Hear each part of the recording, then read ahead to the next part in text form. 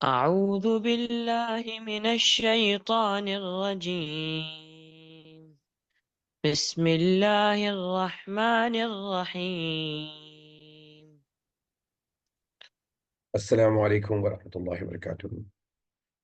محض اللہ تعالیٰ کی توفیق سے ہم اپنا اگلا سبق درس السادس عشرہ سبق نمبر 16 شروع کرنے جا رہے ہیں۔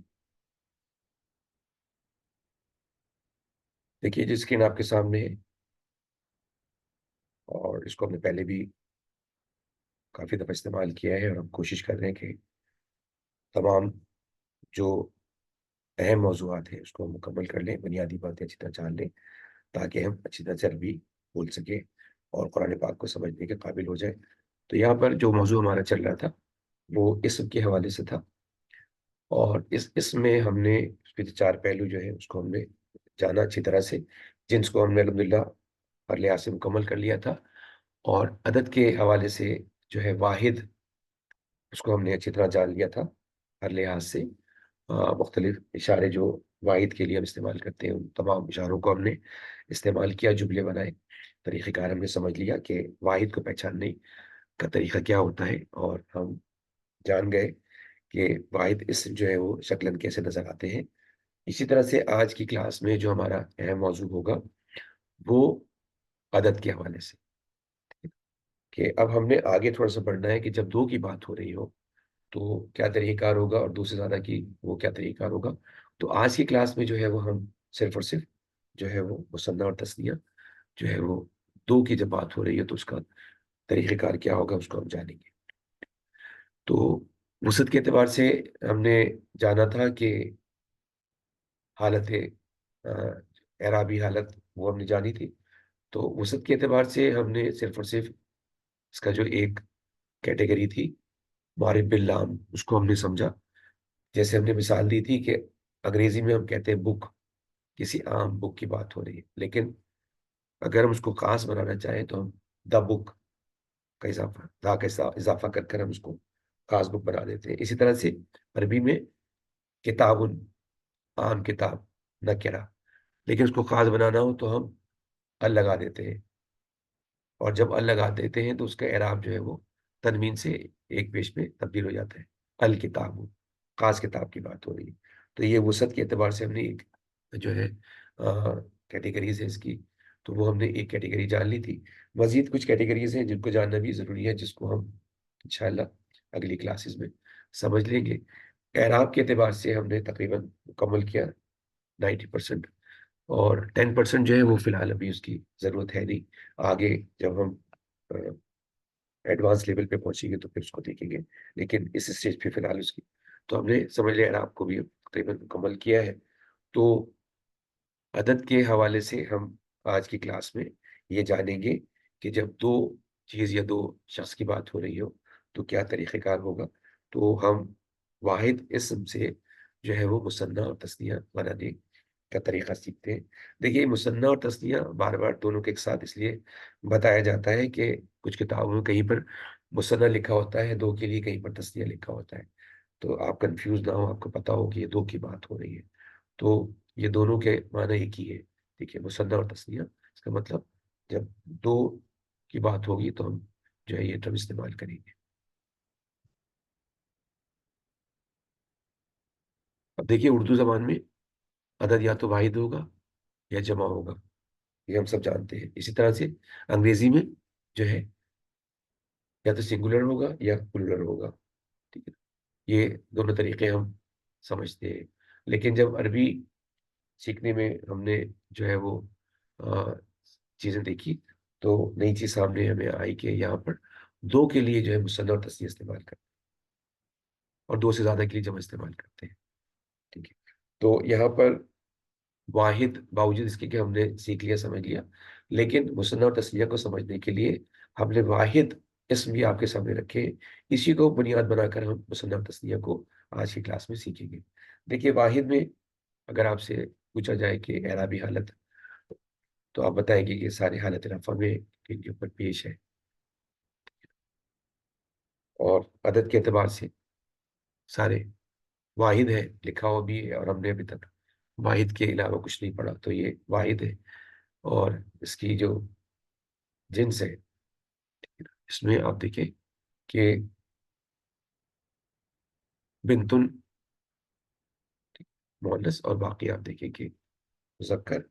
और हमने इसम की दो इसमें जानी थी, इसमें ज़ात और इसमें सिफत। तो यहाँ पर अगर आप इसको गौर से देखें तो इसमें मस्जिदुन, किताबुन, वलदुन, बिंतुन, रजुलुन, कलमुन, ठीक है, ये जो है इसमें ज़ात। और मुस्लिमुन, काफिरुन, मुनाफिकुन, सालिहुन, मुशरिकुन, ये इसमें सिफत। इसी तरह से अबुन और अखुन इसमें ज़ात। तो ये चीज़ें जो है ना, वो पिछली हमने चीज़ें सीखी है, उसको भी जहन में रखिएगा, ताकि आगे जब जुमले बनाए तो हर चीज़ आप वाज़ेह हो और बेहतर अंदाज में आप किसी से बात कर सके। तो यहाँ पर जो है वो वाहिद इस्म, ठीक है ना। इसको पहचानने का क्या तरीका, आपको याद होगा हमने बताया था कि जो एराबी हालत होती है, ठीक है ना, कि लफ्ज के आखिरी हुर्फ पर जो हरकत होगी उसको हम कहते हैं एराब। तो यहाँ पर मस्जिद एक लफ्ज है और इसका आखिरी हुर्फ है दाल, उसके ऊपर दो पेश है, ये इसका एराब है। तो ये एराब बता रहा है कि एक की बात हो रही है, ठीक है ना। ये चीज हमने पहले भी बहुत दफा दोहराई है। तो ये दो पेश इस चीज को वाजे कर रहे हैं कि ये एक चीज की बात हो रही है। तो वो जो हम बार बार एराबी हालतों की अहमियत बताने की कोशिश कर रहे हैं, तो उसके माने में बहुत तब्दील। अब देखिए, अभी हम एराबी हालत को तब्दील करेंगे मुसन्ना बनाने के लिए, तो उसके माना तब्दील हो जाएंगे।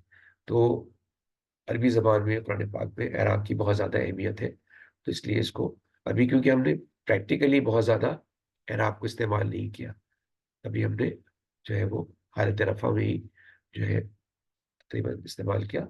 लेकिन बाद में जब हम आगे चलेंगे तो आप देखिएगा कि हालत नसब, हालत जर, इनकी अहमियत का आपको अंदाज़ा होगा, और इनसे माना में तब्दीली आपको नजर आएगी। तो अब हम अपने मौजू की तरफ चलते हैं, और अब हम ये सीखते हैं कि मुसन्ना और तस्निया जो है वो किस तरह से बनाते हैं, इसके क्या कायदा होगा। ये देखिए, ये यहाँ पर अदद के एतबार से तीन कैटेगरी: वाहिद, मुसन्नत या तस्निया, और जमा। वाहिद हमने देख लिया। मुसन्ना के हवाले से इसका एक कायदा है मुख्तसर सा, बहुत आसान सा। इसको अगर आप समझ लेते हैं तो हम बआसानी जो है वो वाहिद इसम से मुसन्ना बना सकते हैं। मतलब हम एक चीज से दो बना सकते हैं। जैसे यहाँ पर देखिए, नंबर वन, वाहिद इसम के आखिरी हुर्फ को फतह यानी जबर दे। अच्छा, अरबी में फतह, जबर, कसरा के लिए जेर, और जो है वो जम्मा के लिए पेश। तो हम यहाँ पर जो है वो जबर को फतह कहेंगे, जेर को हम कसरा कहेंगे, और पेश को हम जम्मा कहेंगे। इसको भी आपके पास नोट कर ले। तो यहाँ पर ये बात बताई जा रही है कि जो भी इसम वाहिद, ठीक है ना, तो उसका जो आखिरी हुर्फ है, मतलब उसका जो एराब हम उसको कहेंगे, तो उसको जो भी है वहां पर उसको फतह, उसके ऊपर जबर डाल दें। तो एक चीज तो ये हो। फिर नंबर टू पे आए, और उसके बाद अलिफ और नून जेर का इजाफा कर दें। देखिए कितना आसान सा कायदा है। मिसाल हमारे सामने कि एक वाहिद इसमें किताबुन, इसके आखिरी हुर्फ पर दो पेश है एराबी हालत, हालत रफा में। लेकिन हम चाहते हैं कि ये एक किताब, इसके माना होंगे एक किताब। लेकिन हम कहते नहीं कि हम दो किताब बताना चाह रहे हैं किसी को। तो फिर हम क्या करेंगे कि जो दो पेश है उसके ऊपर हम जबर डाल देंगे फतह, और अलीफ और नून जेर का इजाफा कर देंगे। तो ये क्या बन जाएगा? किताबानी। किताबुन एक किताब, किताबानी दो किताबें। लेकिन आखिरी जो पैराग्राफ है, इसमें एक अहम बात है, इसको जरा सा सुन ले, कि मंदरजा वाला तब्दीली के बाद अलीफ को पढ़ते वक्त आनी की आवाज पैदा होती है, और यही मुसन्ना और तस्निया की अलामत है। ये बहुत अहम बात है ये। जब आप कुरान पाक पढ़े, अरबी इबारत, हदीस मुबारक का, तो वहां पर पढ़ने के दौरान जब आनी की साउंड आपको मिले, तो आप समझ जाए कि दो की बात हो रही है। देखिए नीचे मुज़क्कर इसमें हमारे सामने है। मस्जिदुन एक मस्जिद, मस्जिदानी दो मस्जिद, मोमिनुन एक मोमिन, मोमिनानी दो मोमिन, वलदुन एक लड़का, वलदानी دو لڑکی، بیتن ایک گھر، بیتانی دو گھر. تو یہ دیکھیے فارمولا قاعدہ آپ نے دیکھ لیا، اور اس کو سامنے رکھتے ہوئے ہم نے جو ہے واحد اسم سے مثنیٰ بنایا ہے. اور معنی جو ہے آپ دیکھیں اعرابی حالت تبدیل ہو گئی اور معنی میں بالکل فرق آ گیا، ایک سے دو. تو ہم نے واحد سے مثنیٰ بنانے کا طریقہ سیکھ لیا. ٹھیک ہے، اور یہ سارے مذکر اسماء ہیں. اس کو اگر آپ غور سے دیکھیں تو اس میں جو ہے اس میں ذات بھی موجود ہے، اس میں صفت بھی موجود ہے. ٹھیک ہے نا، آپ دیکھیں کہ مسجد اس میں ذات، مومن اس میں صفت، ولد بیت اس میں ذات، صادق اس میں صفت، قلم اس میں ذات، مسلم اس میں صفت. تو اس کا مطلب یہ ہوا کہ جو اس میں ذات اور اس میں صفت دونوں کو مثنیٰ بنانے کا طریقہ یا قاعدہ فارمولا ایک ہی ہے. ٹھیک ہے نا یہ چیز. اور یہ سارے مذکر اسماء ہیں. لیکن جب ہم مؤنث اسماء کی طرف جاتے ہیں اور مؤنث اسماء کو ہم مثنیٰ بنائیں گے تو وہاں پر بھی 100% یہی طریقہ کار ہمیں ملے گا. دیکھیے اس کو دیکھتے ہیں. دیکھیے یہ یہاں پر یہ سارے کے سارے مثنیٰ اسماء ہیں. کیسے پتا؟ کہ اگر آپ واحد جو کالم ہے اس کو نظر ڈالیں تو ہر اسم کے آخر میں گولتا ہے. تو یہ ایک بہت بڑی نشانی ہے، یہ مثنیٰ ہے. ٹھیک ہے نا. اور آپ دیکھیں اسی طرح سے کچھ نام ایسے ہیں جیسے بنتن، اختن. ٹھیک ہے نا. تو ان کے آخر میں گولتا نہیں ہے، لیکن یہ حقیقی مؤنث جو ہم نے کیٹیگری دیکھی تھی، ہم نے دیکھی مختلف کیٹیگریز. آپ کو یاد ہوگا جس کا ٹاپک ہم نے 100% مکمل کر لیا ہے. ہم نے جو ہے وہ علامتی مؤنث کی علامتیں 3 طرح کی ہم نے دیکھی تھی. تو یہاں پر آپ کو ایک علامت نظر آ رہی ہے، گولتا کی بڑی نشانی مؤنث. اور ہم نے حقیقی مؤنث کو جاننا بہت آسان تھا کہ جس کے مقابلے میں کوئی مذکر ہو. تو یہاں پر آپ دیکھیں بنتن کا مطلب آپ دیکھیں لڑکی، اور اختن بہن. تو یہ حقیقی مؤنث. تو یہ کچھ نام یہاں پر گولتا کے ساتھ واضح ہے کہ یہ مؤنث ہے. کچھ نام جو ہے وہ پڑھ کر اندازہ ہو جاتا ہے کہ یہ حقیقی مؤنث ہے. لیکن کچھ نام دیکھیں عین اور دار، ان کے عقیب میں گولتا نہیں ہے اور نہ ہی یہ حقیقی مؤنث میں شمار ہے. اب آپ نے اگر جنس کا حوالے سے ساری چیزیں اچھی طرح یاد کر لی ہے تو علامتیں آپ کو تینوں یاد ہونی چاہیے. ان کو دیکھتے ہی آپ کو اندازہ ہو جانا چاہیے کہ مؤنث کی بات ہو رہی ہے، اور لفظ کو پڑھ کر آپ کو اندازہ ہو جانا چاہیے کہ یہ حقیقی مؤنث کی بات ہو رہی ہے. اسی طرح سے ہم نے کچھ کیٹیگریز یاد کی تھی کہ آگ کے نام جب بھی آئے تو سمجھ لیں مؤنث، ہواؤں کے نام جب بھی آئے تو سمجھ لیں مؤنث. ٹھیک ہے. اسی طرح سے شہر اور قبیلوں کے نام آ جائے تو سمجھ لیں مؤنث. چوتھی کیٹیگری کے جو جسم کے جو اعضاء ہیں، یہ 2 حصوں میں جو پارٹس ہیں پیئر کی شکل میں، یہ بھی مؤنث شمار ہوتے ہیں. ٹھیک ہے نا یہ 4. پانچویں جو اہم کیٹیگری تھی سماعی مؤنث کی، ایک لسٹ فہرست سامنے تھی، اس میں بہت سارے نام تھے. آپ سے درخواست کی تھی کہ اس کو یاد کر لیں. تو یہ عینن جو ہے آنکھیں، اور یہ پانی کا جو چشمہ ہوتا ہے اس کے لیے بھی ہم اس کو استعمال کرتے ہیں عینن. اور دارن ٹھکانہ، گھر. تو یہ دونوں بھی جو ہے سماعی مؤنث جو ہے وہ عرب ان کو مؤنث میں شمار کرتے ہیں. تو یہ چیزیں اگر آپ یاد کر لیں تو آپ کو آگے جملے بنانا آسان ہوگا، بات کو سمجھنا آپ کو آسان ہوگا. ٹھیک ہے نا. اب دیکھیے اس کا جو مثنیٰ اور تثنیہ بنانے کا فارمولا ہے وہی طریقہ جو ہم نے پیچھے سیکھا ہے. تو اس کا مطلب مذکر مؤنث کے لیے چاہے وہ اس میں صفت ہو چاہے اس میں ذات ہو، ٹھیک ہے نا، چاہے مذکر ہو چاہے مؤنث ہو، سب کا طریقہ کار ایسے ہی ہے. یہ گولتا پر جو 2 پیش ہے اس پہ زبر لگا دیا اور الف اور نون زیر کا اضافہ کر دیا تو پڑھنے میں آنی کی ساؤنڈ آ رہی ہے. جنتن جنتانی، ٹھیک ہے، شجرتن شجرتانی، امراتن امراتانی، بنتن بنتانی. آپ دیکھیں کہ وہی قاعدہ ہے، لیکن اہم بات پڑھتے ہوئے آنی کی ساؤنڈ جو ہے اس کو آپ نے یاد رکھنا ہے کہ یہ ساؤنڈ آپ کو یاد دلائے گا کہ یہ جو ہے وہ مثنیٰ تثنیہ کی بات ہو رہی ہے. ٹھیک.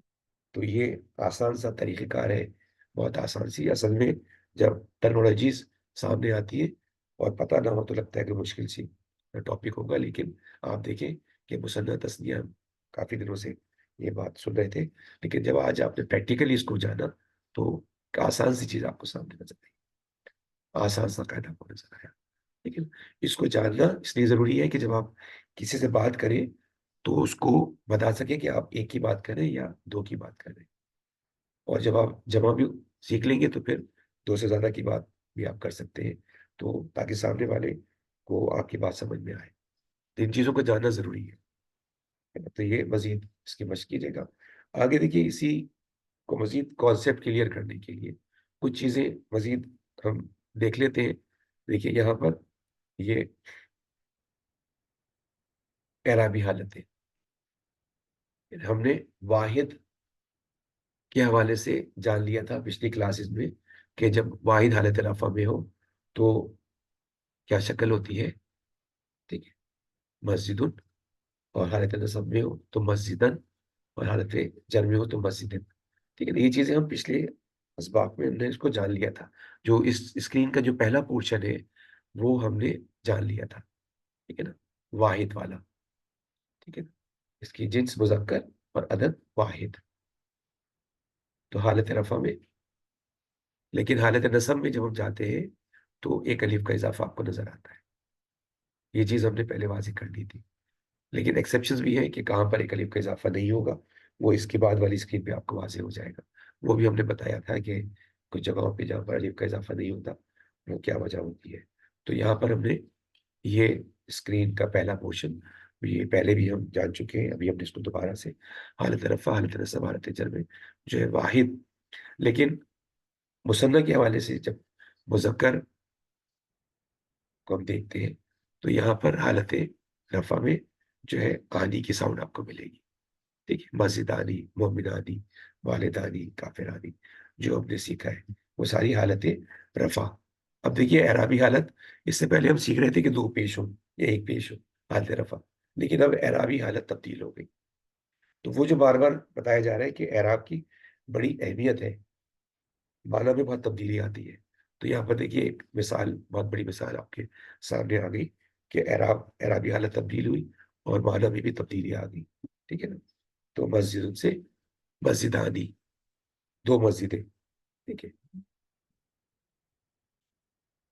اسی طرح سے جب نصب اور جر میں جاتے ہیں مثنیٰ تثنیہ کی تو ساؤنڈ تبدیل ہو گئی.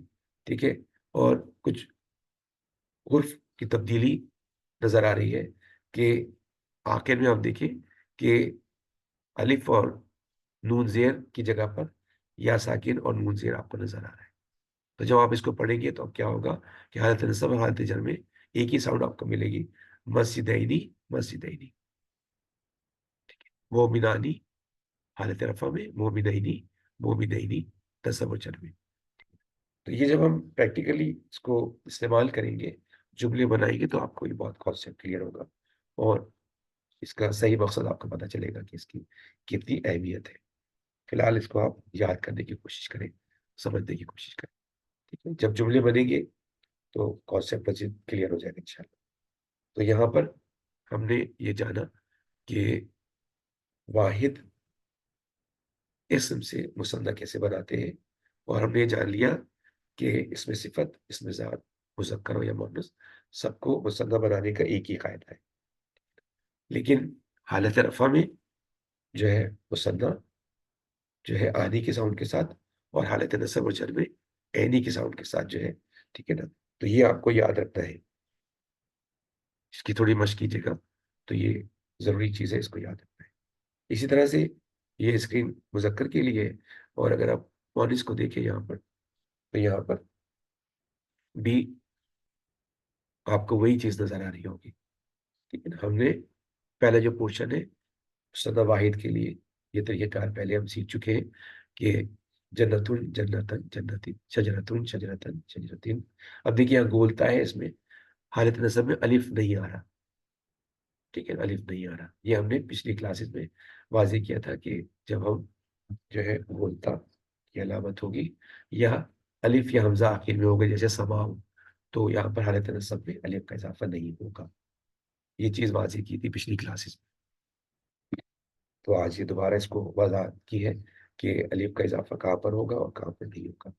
پچھلی اسکرین میں الف کا اضافہ نظر آیا تھا آپ کو، لیکن یہاں پر کیونکہ جو ہے گولتا آ گیا درمیان میں، اور اسی طرح سے آپ دیکھیں کہ جو ہے وہ الف اور حمزہ، لیکن بنتن حقیقی مؤنث، ٹھیک ہے، اور بنتن اور بنتن، ٹھیک ہے، یہاں پر الف کا اضافہ ہو گیا. ٹھیک ہے نا. تو یہ چیزیں پچھلی کلاسز کو سنتے رہیں گے تو وہ چیزیں ذہن نشین ہوں گی. تو پہلا پورشن جسے ہم نے پہلے بھی دیکھا تھا دوبارہ میں ریپیٹ کیا ہے، لیکن آج جو موضوع ہے ہمارا اس کے حوالے سے جو ہے وہ مثنیٰ تثنیہ، ٹھیک ہے، مؤنث. پیچھے ہم نے دیکھا تھا مثنیٰ تثنیہ مذکر، لیکن آپ دیکھیں کہ وہی ترتیب جو ہم نے پیچھے سیکھی ہے مذکر کے ساتھ، یہاں پر بھی وہی ہے کہ ہم نے الف، کیونکہ تو بنانے کا طریقہ وہی ہے، تو یہاں پر حالت رفع میں بھی شجرتانی، ٹھیک ہے، جنتانی، امراتانی، بنتانی، تو یہ آنی کی ساؤنڈ ہے. اور نصب میں جر میں اینی کی، شجرتینی، شجرتینی، ٹھیک ہے، امراتینی، امراتینی. تو یہ جو ہے حالت نصب حالت جر میں جو ہے ساؤنڈ اس کی ایک جیسی ہوگی. تو حالت رفع کی ساؤنڈ ڈفرینٹ ہے، حالت نصب حالت جر کی ساؤنڈ سیم ہے. تو یہ کچھ اہم باتیں ہیں جس کو آپ نے یاد رکھنا ہے. بنانے کا طریقہ آسان سا آپ نے دیکھ لیا، لیکن جو حالت رفع حالت نصب حالت جر اس کو بھی آپ نے سمجھنا ہے، یاد کرنا ہے. اس کی ساؤنڈ جو ہے اس کو آپ نے ذہن نشین کرنی ہے، تاکہ جب آپ قرآن پاک پڑھیں تو جب بھی آپ کو یہ ساؤنڈ نظر آ جائے کہ آنی، اینی، اینی، تو اسی طرح سے جب ہم جمع کی بات کریں گے تو وہاں پہ بھی ہمیں ساؤنڈ ایک ڈفرینٹ ملے گی. تو یہ ساؤنڈ یاد کر لیں گے تو پڑھتے ہوئے آپ کو فوراً جب یہ ساؤنڈ ملے تو فوراً سمجھ جائے کہ یہ جو ہے دو کی بات ہو رہی ہے یا دو سے زیادہ کی بات ہو رہی ہے. دو سے زیادہ کے لیے اس کی ساؤنڈ ڈفرینٹ ہوگی، وہ ہم اگلی کلاس میں سیکھ لیں گے. ٹھیک ہے نا. تو جب ساؤنڈ آنی ہے تو اس کا مطلب یہ ہے کہ دو کی بات ہو رہی ہے، اور اینی اور اینی کی بات ہو رہی ہے تو دو کی بات ہو رہی ہے، لیکن یہ حالت نصب حالت جر کی بات ہو رہی ہے. تو یہ چیزیں اس کو اچھی طرح سے ذہن نشین کیجیے. مزید وضاحت کے لیے ہم تھوڑا سا آگے چلتے ہیں تاکہ مزید بہتری. یہ دیکھیے یہ جو اسکرین ہے اس پر ہے اشارے، اس میں ہم نے واحد کے حوالے سے سارے اشارے استعمال کر لیے، بہت اچھی طرح سے ہم نے اس کی پریکٹس کی ہے. لیکن آج جو ہمارا موضوع ہے وہ مثنیٰ کا، تو یہاں پر اس کو پہلے بھی بہت دفعہ درخواست کی تھی کہ اس کو آپ یاد کر لیں. یاد کرنے سے فائدہ ہوگا کہ پھر آپ کو جب ہم دو کے حوالے سے بات کریں گے تو پھر آپ کو یہ چیزیں ذہن میں آنی چاہیے. یہ ایک کے لیے حاضہ، دو کے لیے حاضانی مذکر کے لیے اشارہ قریب، پھر ایک کے لیے حاضی، دو کے لیے ہاتانی اشارہ قریب مؤنث کے لیے، پھر آپ دیکھیں ذالکا،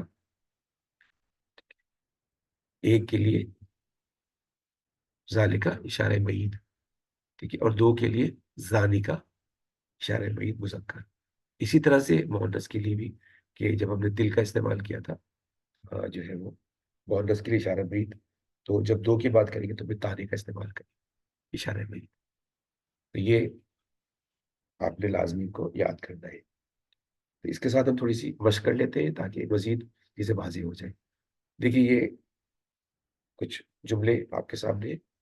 کچھ جملے آپ جانتے ہیں کو بنانا آپ کو آ گیا ہے، معنی بھی آپ نے سمجھ لیے ہے، جیسے حاضہ کتاب، ٹھیک ہے نا، جملہ اسمیہ یہ کتاب ہے، ٹھیک ہے، حاضہ قلم یہ قلم ہے. اسی طرح سے حاضی یہ مؤنث کے ساتھ، ٹھیک ہے، ساعتن یہ گھڑی ہے، یہ حاضی شجرتن یہ ایک درخت ہے. پھر اسی طرح سے ذالک کتاب یہ ایک کتاب ہے، وہ ایک کتاب ہے. دور کی بات ہو رہی ہے، ذالک کتاب وہ ایک کتاب، ذالک قلم وہ ایک قلم ہے. پھر مؤنث کے لیے جب دور کی بات کریں تل کا ساعتن وہ ایک گھڑی ہے، دل کا شجرتن وہ ایک درخت ہے. لیکن جب ہم مثنیٰ کی بات کرتے ہیں تو یہاں پر پھر دیکھیے ابھی ہم نے اشارے دیکھے، حاضانی کتابانی یہ دو کتابیں ہیں، حاضانی قلمانی یہ دو قلم ہیں.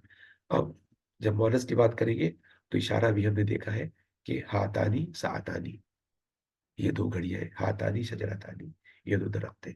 اسی طرح سے جب اشارہ بعید جو ہے مذکر، تو آپ دیکھیں دو کی بات ہو رہی ہے تو نانی کا کتابانی، ٹھیک ہے.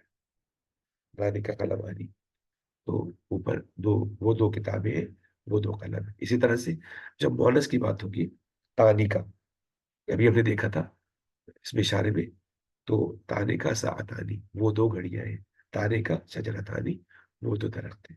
تو یہاں پر یہ مثالوں سے مزید وضاحت ہوئی کہ ہم کس طرح سے سامنے والے سے بات کر سکتے ہیں، کہ جب آپ اس طرح سے جملے بنائیں گے تو بالکل واضح ہوگا کہ ایک کی بات ہو رہی ہے یا دو کی بات ہو رہی ہے۔ اور جب ہم اگلی کلاس میں جمع کو سیکھ لیں گے تو پھر وہاں پہ بھی واضح ہوگا کہ آپ جو ہے دو سے زیادہ کی اگر بات کر رہے ہیں تو کیا طریقہ کار ہوگا۔ تو دیکھیے آسان آسان سی چیزیں ہیں، بس یہ کہ تھوڑی سی توجہ اور اس کی مشق کر لی جائے تو چیزیں یاد ہو جائیں گی انشاءاللہ۔ تو آپ سے دوبارہ درخواست ہے کہ پچھلی ویڈیوز کو دیکھتے رہیں، چیزوں کو یاد کریں، تاکہ آگے آنے والی چیزیں آسانی سے سمجھ میں آ جائیں اور ہم اچھے انداز میں اس کورس کو مکمل کر لیں۔ تو آج کی کلاس میں ہم یہیں تک رکھتے ہیں، انشاءاللہ اگلی کلاس میں ہماری کوشش ہوگی کہ ہم جمع کے حوالے سے، دو سے زیادہ کے حوالے سے جو ترتیب ہوتی ہے اس کو بھی سیکھ لیں، اس کا قاعدہ سیکھ لیں، تاکہ ہمارا عدد کے حوالے سے بھی ٹاپک مکمل ہو جائے۔